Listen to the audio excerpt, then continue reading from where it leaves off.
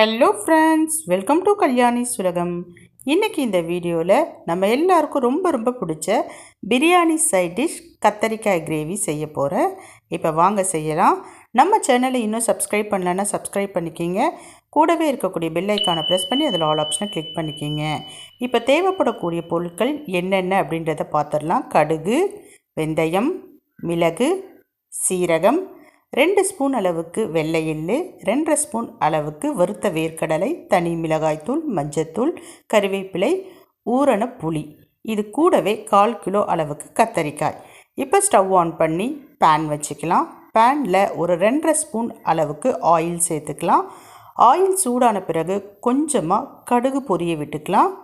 கடுகு பொரிஞ்ச பிறகு 1 ஸ்பூன் அளவுக்கு மிளகு, 1/2 ஸ்பூன் அளவுக்கு சீரகம், 1/4 ஸ்பூன் அளவுக்கு வெந்தயம் சேர்த்துக்கலாம். இதெல்லாம் நல்லா பொரியட்டும். பொரிஞ்ச பிறகு கறிவேப்பிலை சேர்த்துக்கலாம். கறிவேப்பிலை நல்லா தாராளமாக சேர்த்துக்குங்க. இப்போ இது கூட ஒரு 3/4 ஸ்பூன் அளவுக்கு தனி மிளகாய்த்தூள், கொஞ்சமாக மஞ்சத்தூள் சேர்த்து எண்ணெயில் லைட்டாக ஃப்ரை பண்ணிக்கிங்க. இப்படி லைட்டாக ஃப்ரை பண்ண பிறகு கட் பண்ணி வச்சுருக்கிற கத்தரிக்காய் சேர்த்துக்கலாம்.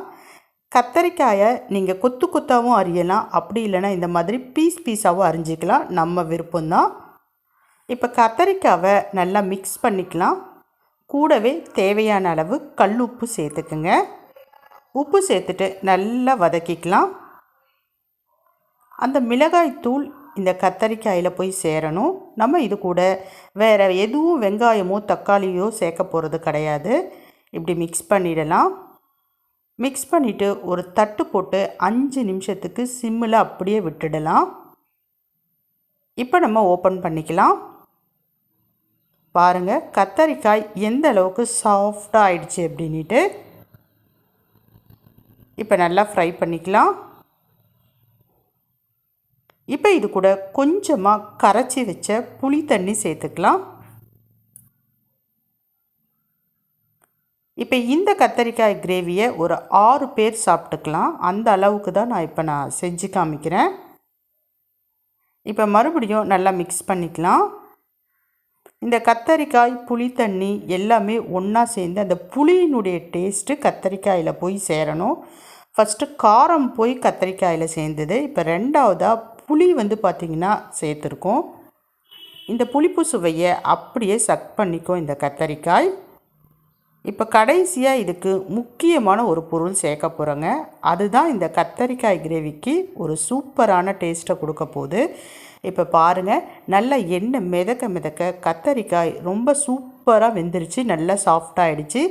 இப்போ இதில் ஒரு 2லேருந்து 3 ஸ்பூன் அளவுக்கு வறுத்த வேர்க்கடலை, ஒரு 2 ஸ்பூன் அளவுக்கு வெள்ளை எள்ளை நல்லா மிக்சியில் ஃபைனாக அரைச்சி எடுத்துகிட்டு வந்தாச்சு. அந்த கலவையை இது கூட சேர்த்துக்கலாம். சேர்த்துட்டு மிக்ஸ் பண்ணிக்கலாம். ஸ்டவ்வை சிம்மில் வச்சுக்கிங்க. மிக்ஸ் பண்ண ஒரு 2 செகண்ட்லேயே நல்லா மிக்ஸ் ஆகிடும். இந்த கத்தரிக்காய் கிரேவி நல்ல ஒரு திக் கன்சிஸ்டன்சிக்கு வந்துடும்.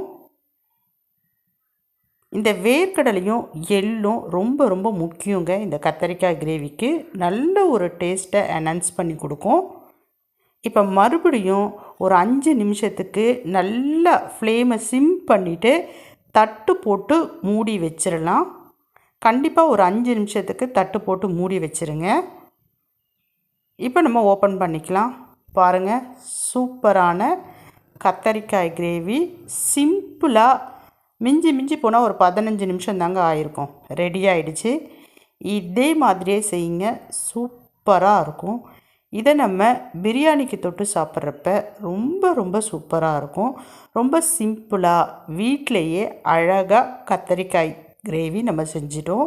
இது அசல் அப்படியே ரெஸ்டாரண்ட்டில் அதே மாதிரி பெரிய பெரிய பிரியாணி கடைகளில் கொடுக்கக்கூடிய கத்தரிக்காய் கிரேவி டேஸ்ட்லேயே இருக்கும். இதில் நம்ம வெங்காயமோ தக்காளியோ வேறு எதுவுமே ஆட் பண்ணலை. ஆனாலும் இதனுடைய டேஸ்ட்டு பார்த்திங்கன்னா ரொம்ப அல்டிமேட்டாக இருக்கும். ஒரு முறை செஞ்சு பாருங்கள், ரொம்ப சூப்பராக இருக்கும். இப்போ நான் கிளம்புறேன். எப்படி இருந்தது அப்படின்றத கமெண்ட் செக்ஷனில் சொல்லுங்கள். பாய்.